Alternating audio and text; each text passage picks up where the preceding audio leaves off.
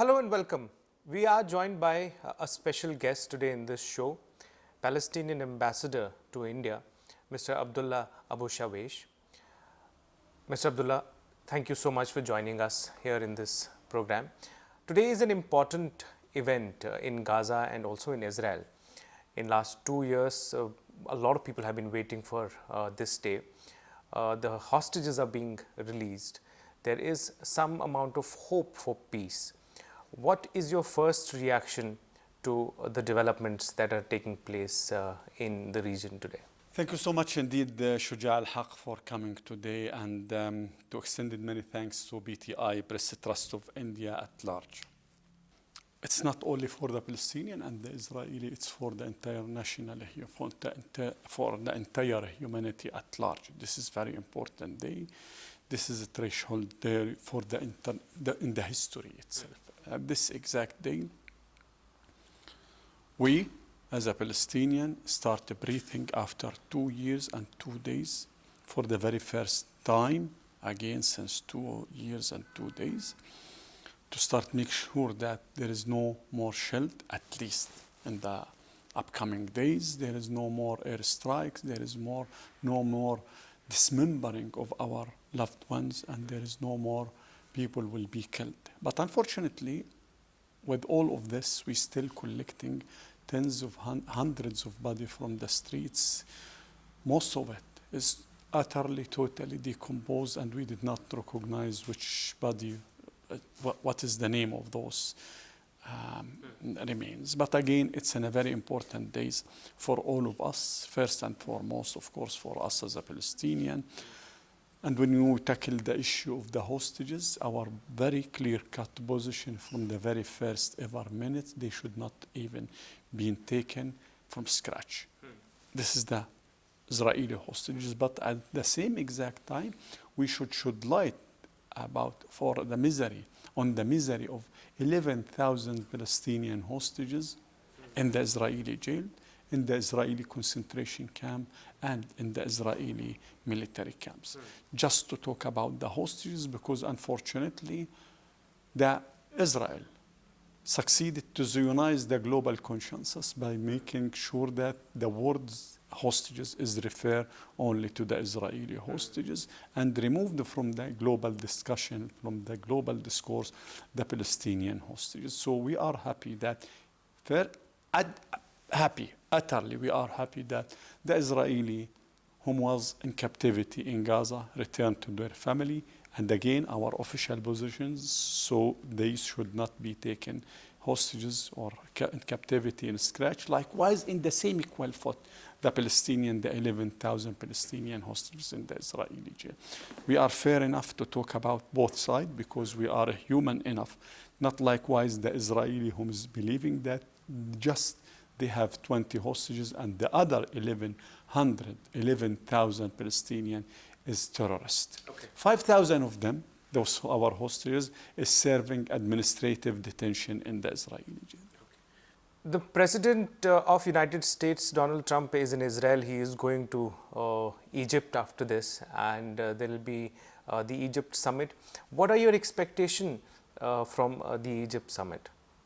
Again, Egypt summit is very important summit just to declare the end, if it is possible, the end of the war. And we hope that Israel accept ending the war, because Israel did not yet accept ending the war.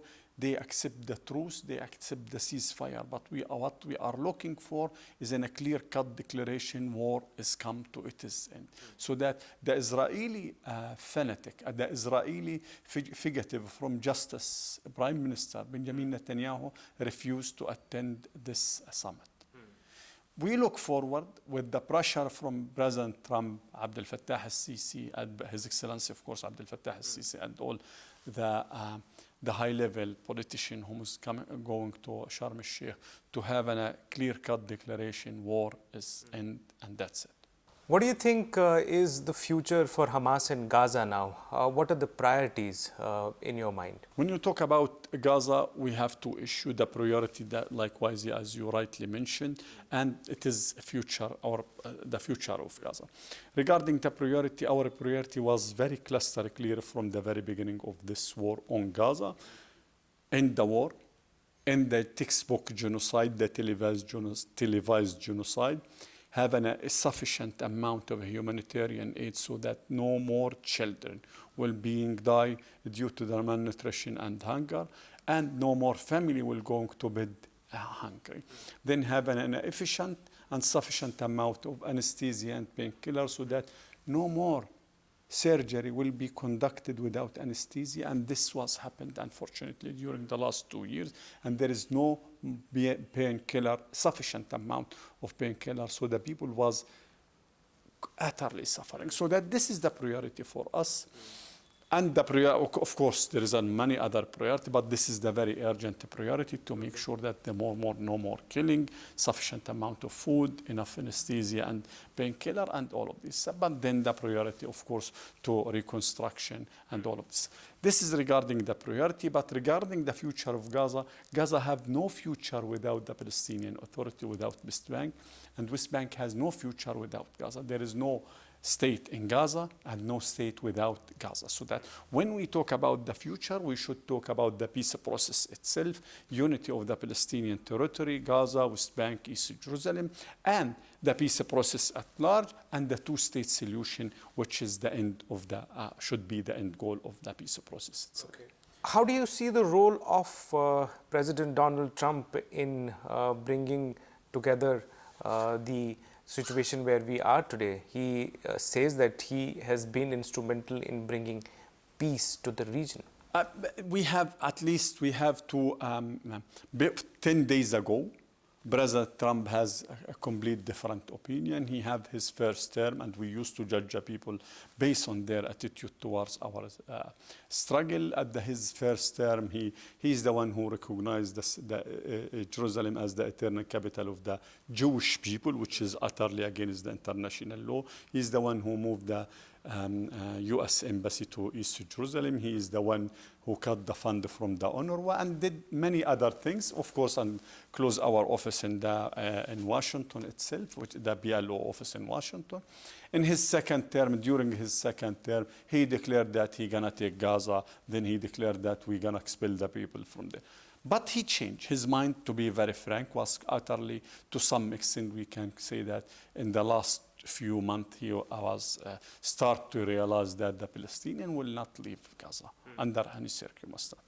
Egypt will not allow the expelling of the Palestinian people. He realized that. While he used to say that Egypt should take the Palestinian, and Jordan stands strong behind the Palestinian president and behind the Palestinian people, and the Arab, of course, at large was stand strong, and he will have no support at all from all around the world except the Israeli occupation in his plan to expel the Palestinian and to build the new Rivera and to take Gaza and all of this stuff. So that he changed, his mind was a change in a positive way. It's a step forward.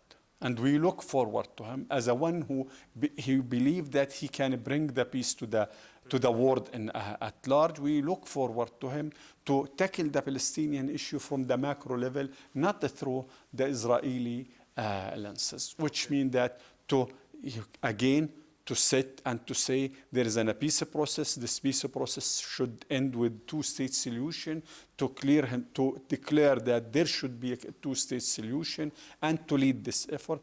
At this time, we believe that he will deserve the Nobel Prize. But he should again cluster clear, bring to the table the two-state solution, the final solution to the Palestinian question, which is, again, the two-state solution, Gaza Strip, West Bank, and East Jerusalem. I mean, the Palestinian state to be built in only 22% of our historical land. Washington has hinted that they could be looking at the relevance of Abraham Accords, the way they were signed in the first term of President Trump. What is your viewpoint on that? Indeed, if he believed that this is the way to the peace, we tried it, and it was there a long time ago, a few years ago.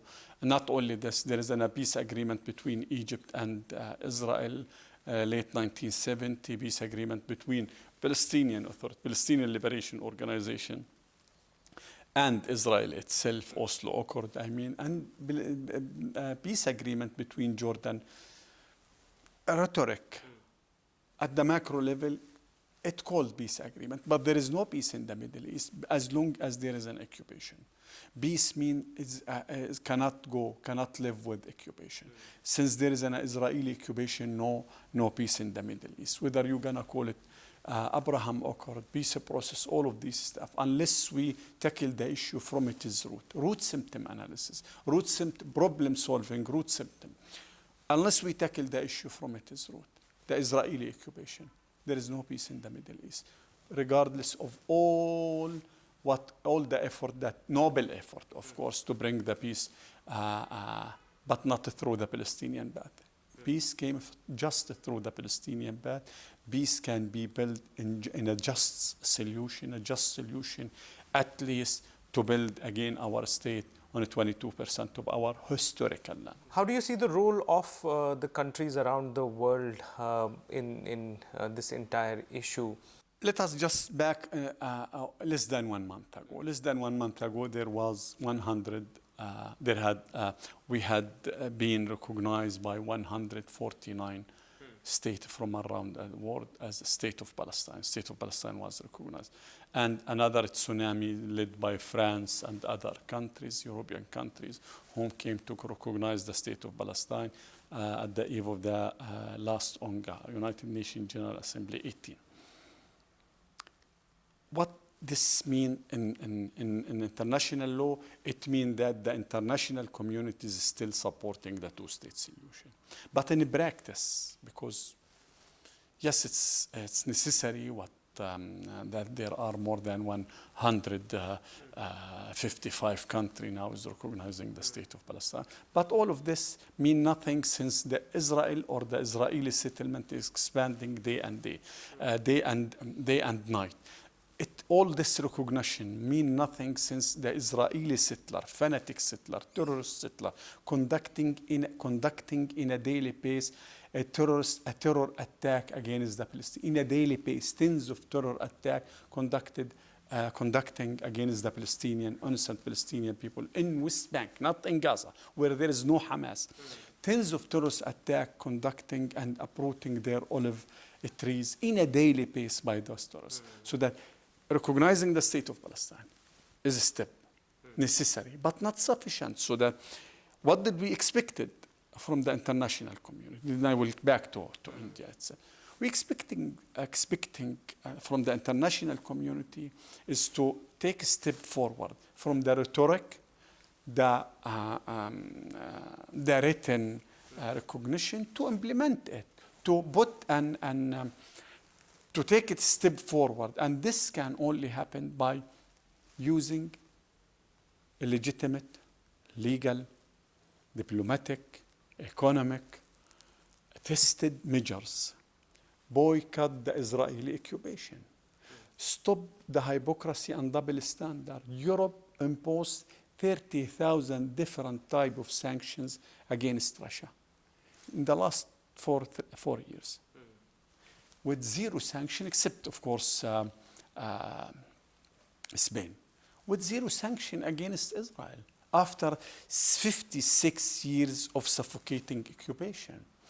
The international community day and night talking about the two-state solution and saying loud and clear that the main obstacle for the two-state solution is the Israeli settlement. Meanwhile, this exact international community, its market is flooded by the settlement product. This is hypocrisy. This is double standard. You are against the settlement, and you are investing and trading with the settlement. You are against the settlement while you are the ambassador of Israel to your country, to his country, to her country, is a settler.